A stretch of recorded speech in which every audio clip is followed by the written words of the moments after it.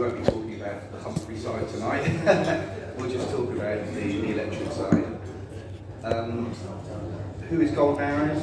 So we're a private re-engineering company established in 1935.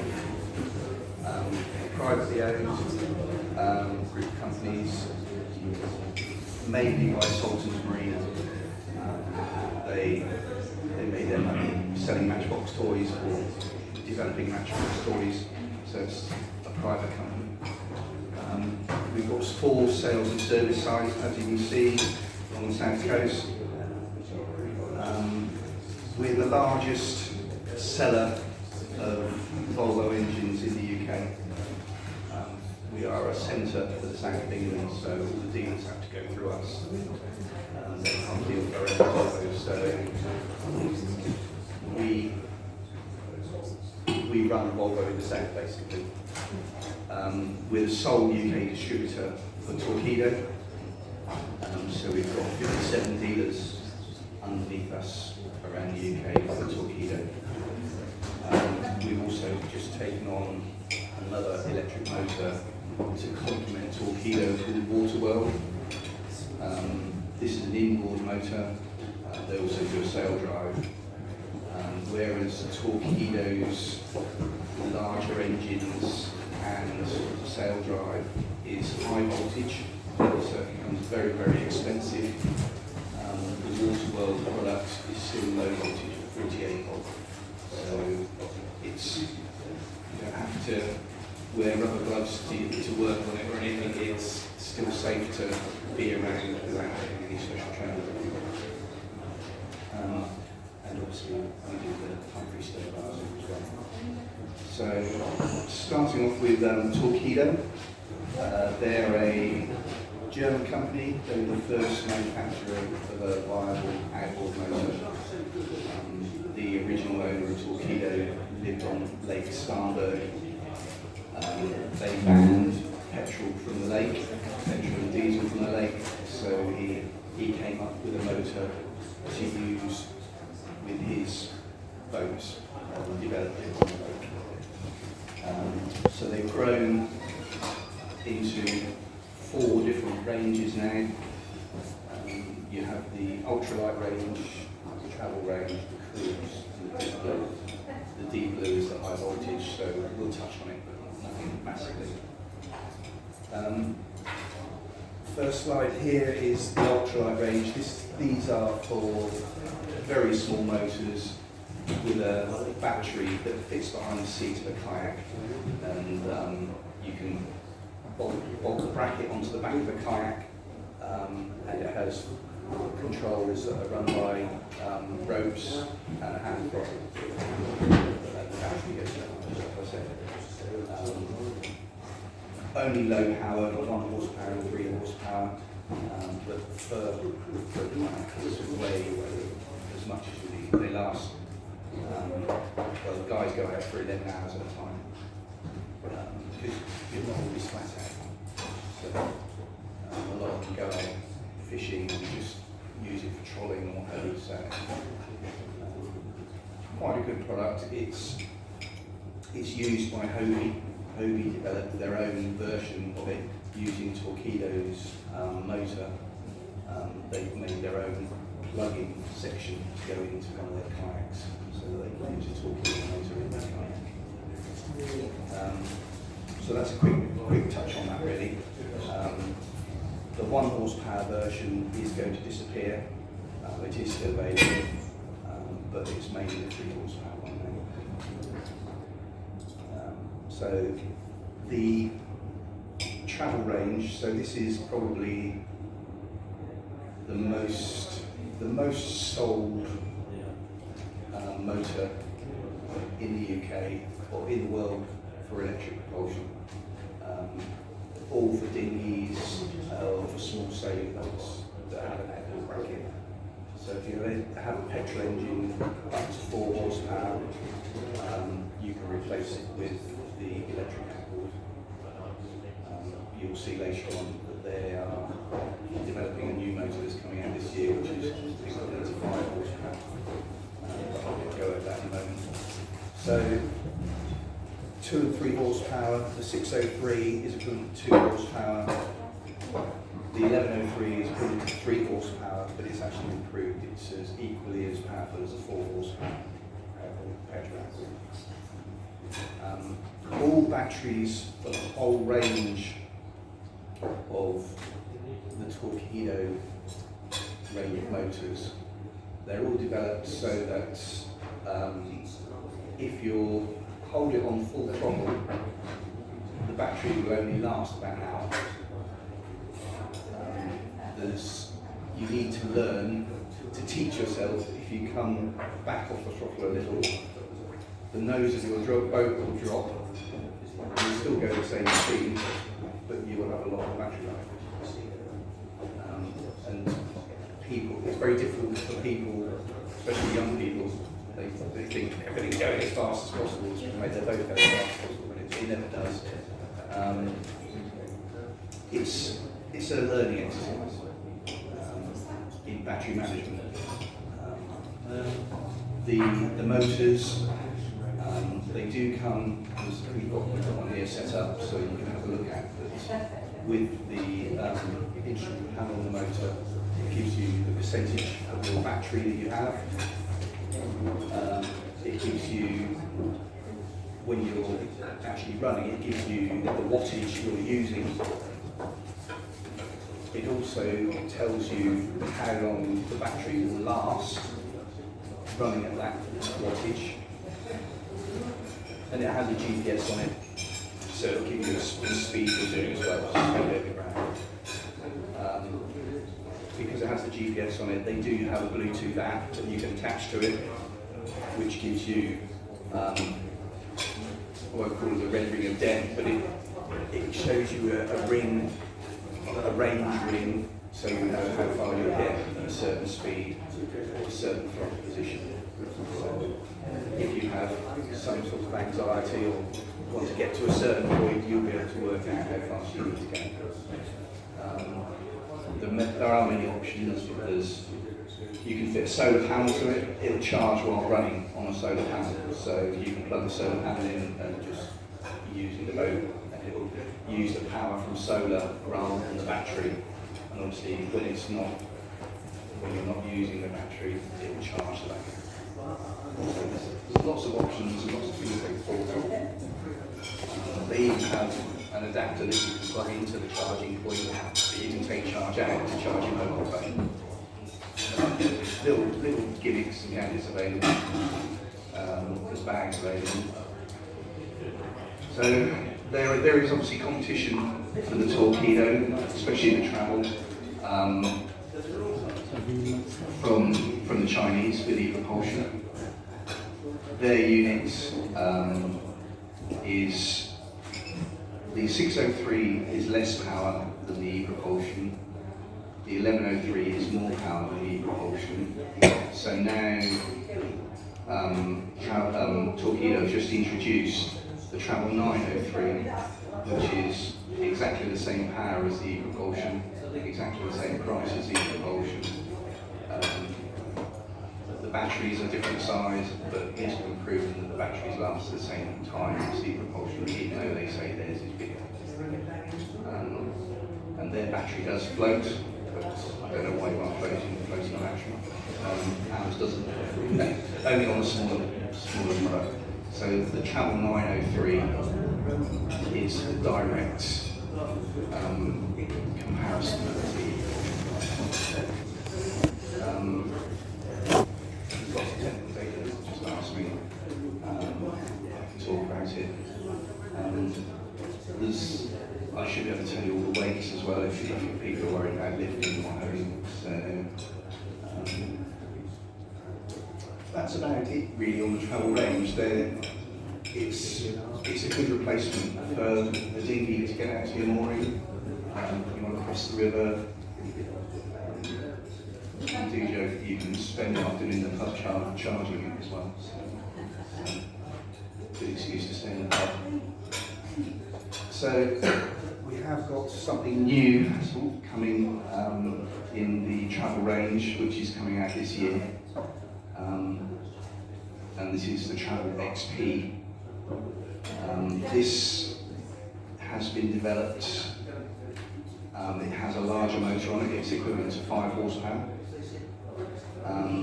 It's got a bigger battery on it because it's 5 horsepower. And again, the motor's bigger, so the battery needs to be bigger. There's some really good developments on this. It has a plug-and-play battery, so you don't need to put cables on. You just literally plug and play. And you can actually rotate the motor 180 degrees, so that you can actually just sit in the boat and take the battery off, rather than having to lean on the back of the boat to take the battery off. As I say, those, we're expecting them any time, but they're not available. So, that's the most common Torqeedo engine names. There's gentlemen here that are already using them, so it's good to see. Then we move on to the cruise range. The cruise is the first motor where the battery is not mounted on the motor.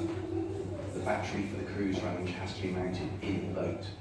So everybody, when you're at the boat show, people say, "Oh, show me your smallest engine," and you show them the Travel, and they say, "Oh, isn't that one smaller?" Well, yes, it is, but I haven't got a battery on it. So you need to be aware that the battery's in the boat.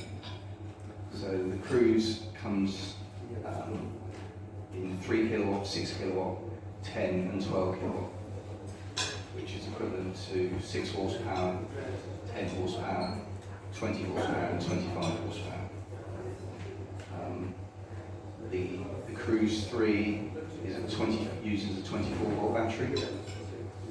The rest of the product uses a 48 volt battery and multiples of. Cruise 6 uses a single 48 volt battery. Once you go up to the Cruise 10 and 12 with the 20 and 25 horsepower, you have to use 2 48 volt batteries. These are, this is basically what they look like, a bit space age, probably a bit Robocop looking, if you like. This is views of what the units look like. Now the Cruise 3 you can have in tiller or remote steer. The Cruise 6 you can have in tiller or remote steer. The Cruise 10 only comes in tiller steer, and the Cruise 12 only comes in remote steer, and that's due to the torque of the Cruise 12 motor. They don't think it's safe for somebody trying to use torque of a 25 horsepower electric motor on tiller. So they do that with steerable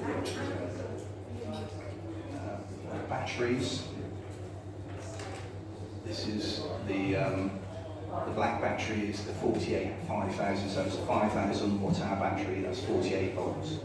So that's the 6, 10 and the 12. 24, 3500 batteries, 3500 watt hours, and that's the Cruise. You can use third-party batteries if you wish, but you do use functionality. Each battery is not just a battery, it's got a battery management system in it, so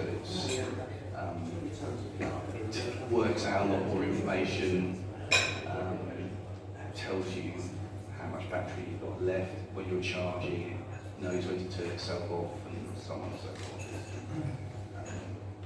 And there's GPSs in them as well, so it's the package as a full package rather than third-party battery package. It's more expensive than using third-party batteries, but you get a lot.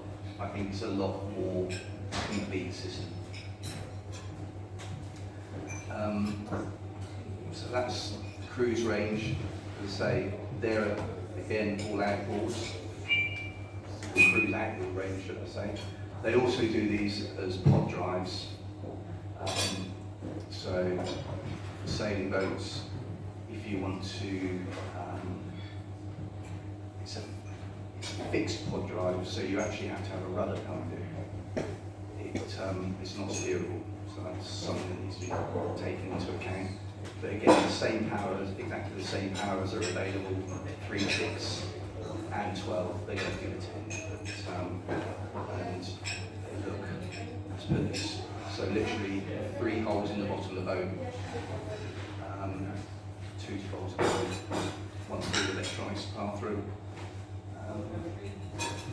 And off you go, providing you have a rudder.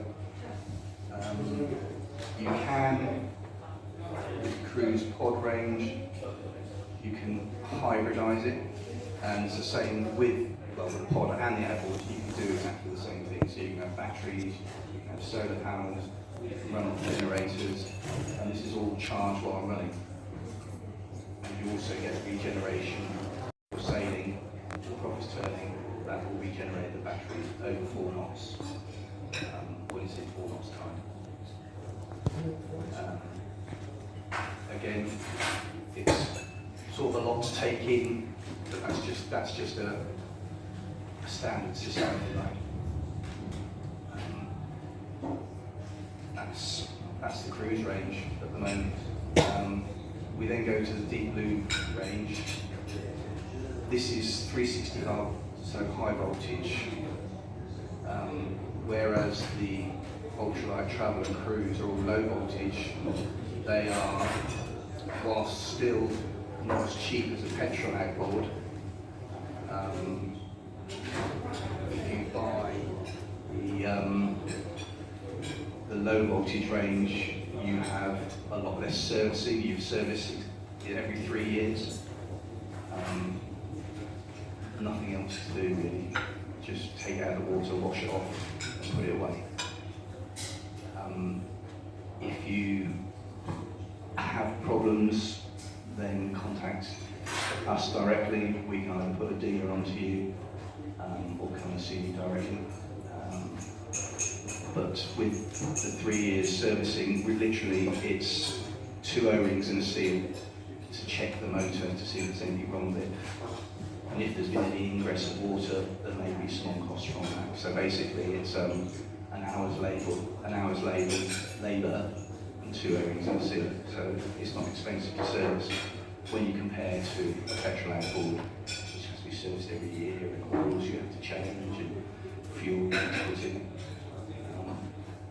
Again, with the travel range and the cruise range, if you want to take them off the back of the boat and put them in a locker, lie them down, you've got no oils and fuels to run out of it either. So it's a lot easier to store. And then, as I said, we go on to the deep blue range. This is high voltage. I think it's, at the moment it's very expensive. You'll probably only look at this if you're getting a grant from the PLA.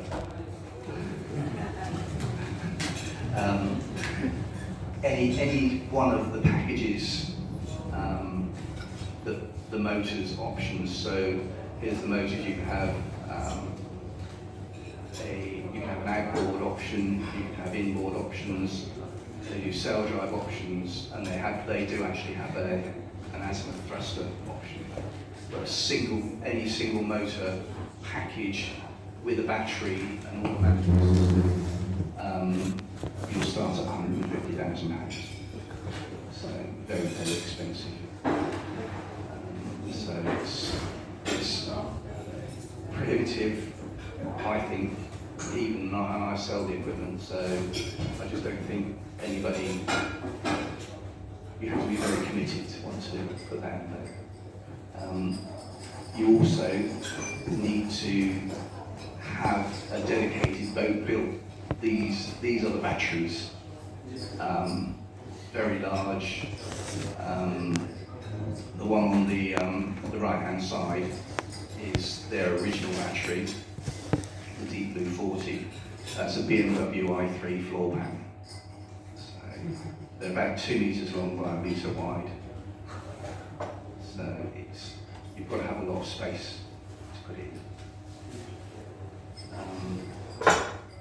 So there's a system. For your 150,000, you'd have a motor, you'd have the control, you have low voltage batteries, you have high voltage batteries, chargers, generators. It's a big package. So I think I would certainly look at the low voltage options as a more sensible thing to use, especially around where we are. So,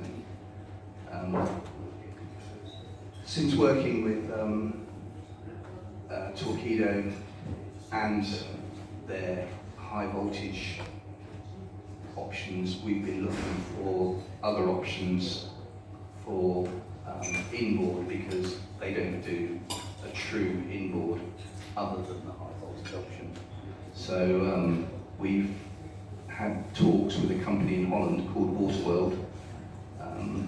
They do low voltage and air-cooled inboard motors. So they have no requirement for any water to be pumped around the system to cool it. It's purely air-cooled. Again, low voltage, 48 volt. As you can see, 4 kilowatts, 7.5 kilowatt, 10, 20 kilowatt. And they are working at the moment on a 50 kilowatt low voltage motor. So that's going to be a bit of a game changer. I think it will be a lot easier to work on, a lot safer to work on, because you haven't got the high voltage. And it's just a replacement for an inboard. They also do a quad drive, and they also do a sail drive version, all low voltage. I have got a brochure, but it's the only one I've got. The batteries for the WaterWorld, I think, are probably a lot more suited to a boat, because they are fuel tank shaped. You can put them places where fuel tanks were, rather than having to find somewhere that's something that's 2 meters by a meter. So you can stack as many of these around the boat wherever you want. They have a very good control interface as well.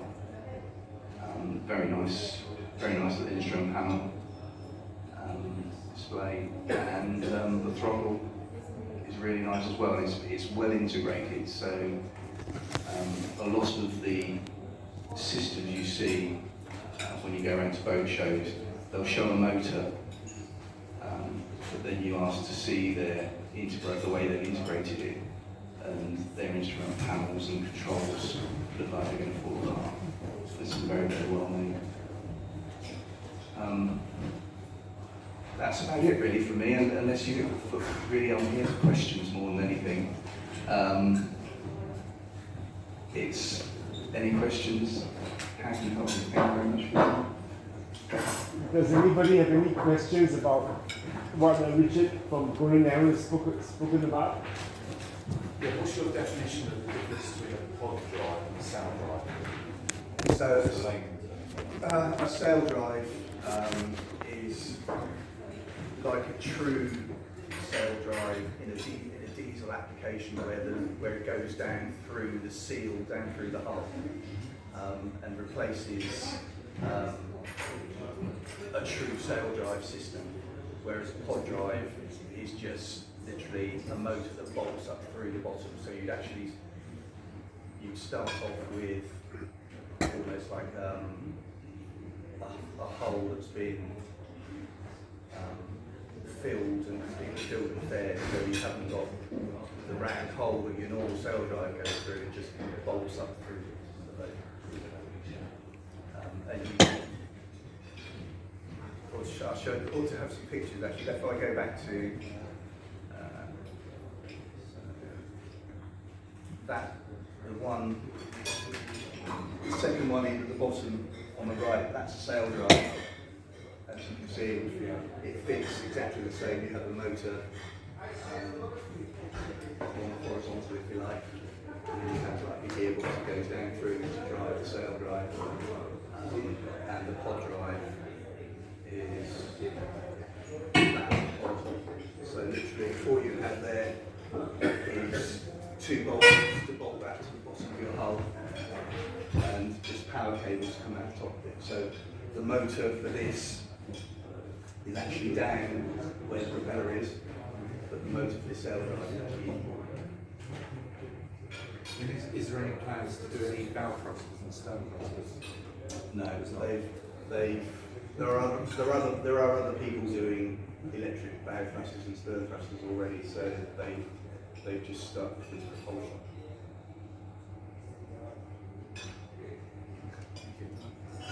What about charging? You've got this battery in your boat. What about charging? So chargers, they do a fast charger and a slow charger. So if you're running 48 volt system, they do a 650 watt slow charger, which will take probably 5 to 6 hours to charge from empty. On the 13 amp socket? Off a 13 amp socket, yeah, or shore power off the dock.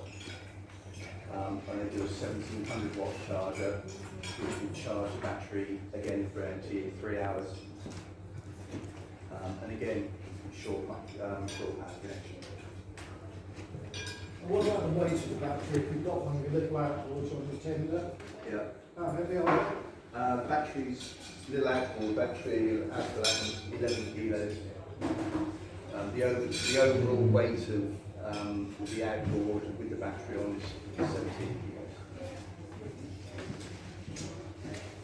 Is there any restrictions to charging? You charge 100% of the whole battery?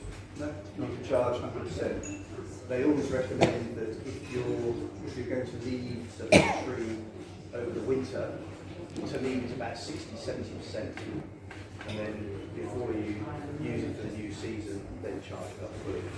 But lithium-ion doesn't have a memory, so like lead acid, so you can, doesn't matter what you charge. All the way down. Yeah, all the way down. It does give, when it gets low, it starts beeping at you and telling you that it needs to charge.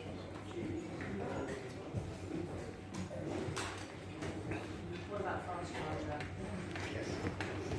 How long does that take to charge? 3 hours. 3 hours. 3 hours from empty. It's quite a lot.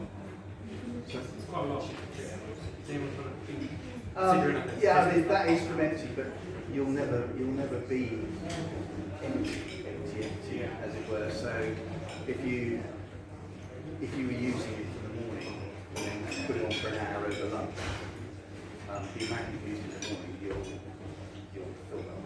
I suppose you have 2 batteries. You can have 2 batteries, yeah. Another rowing club up in Fulham, they bought 2 batteries, and they're keeping them off the boat, going out in the morning, and then come back, swap the batteries over,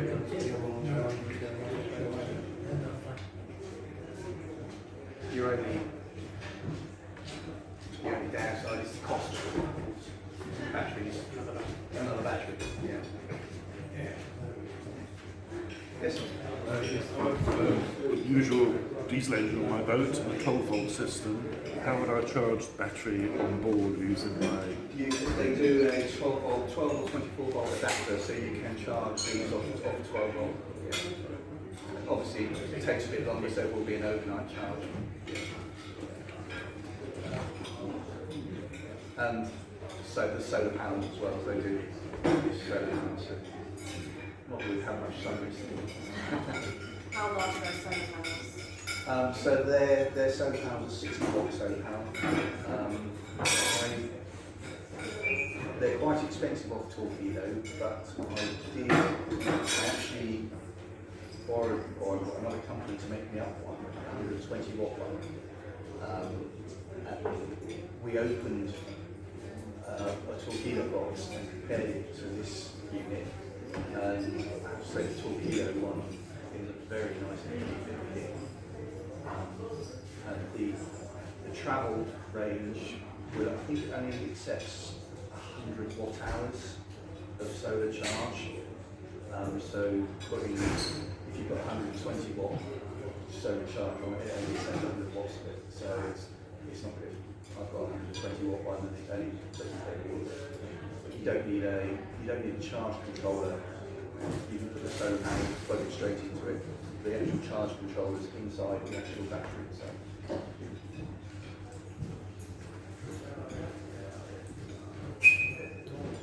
Any other questions on Torqeedo and WaterWorld systems that Richard talked about?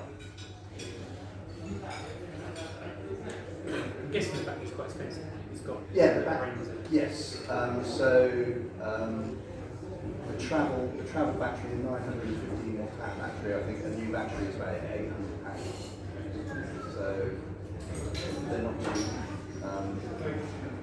Again, if you have range anxiety, you can always buy a spare battery, but again, it's always one cost. And 9 times out of 10, we've had people come back to us and ask us if we want to buy their spare battery back because they don't use it.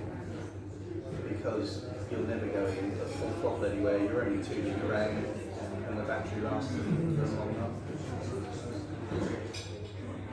Everybody thinks they're going to need a lot more than they do.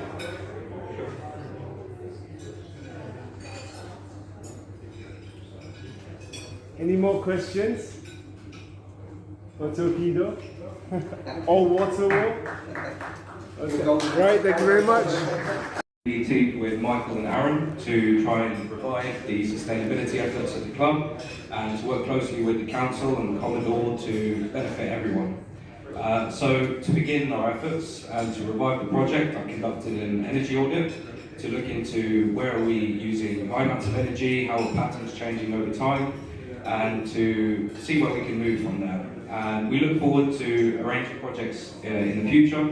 We're looking into solar feasibility studies at the moment and evaluations of the building's fabric, whether that's insulation and LEDs and so on. So I look forward to meeting you all and working with you. So thank you. Yeah.